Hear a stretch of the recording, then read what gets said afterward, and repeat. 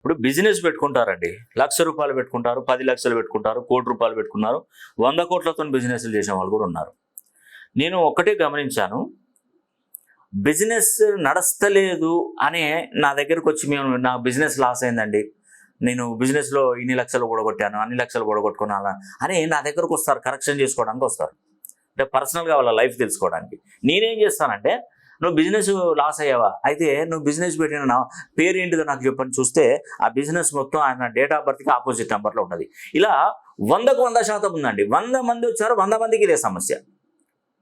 ఒక్కసారి నేను చూపించినట్టుగా మీ వ్యాపార సంస్థకు నా ద్వారా పేరు పెట్టించుకొని చూడండి. అసలు సంపాదించడంలో మీకు మీరే అగ్రగామిగా నిలుస్తారు. ఇది జరుగుతుందా అంటే 200% జరుగుతుందండి, దానిలో ఎటువంటి సందేహం లేదు. అందుకే నేను చెప్తున్నాను, మీరు ఏదైనా వ్యాపార సంస్థలు పెడితే దానికి మంచి టైటిల్ అనేది నేను ఇస్తానండి, మంచి పేరు సంఖ్యాబలం ఇస్తాను. ఒక్కసారి మనం లక్షలు కోట్ల రూపాయలు పెడతాను, పెద్దగా నాకు ఇచ్చే పెద్ద ఫీజు అనేది పెద్ద సమస్య కాదండి. ఒక్కసారి ఇటువైపు ఆలోచించి మరి స్టెప్ వేయండి.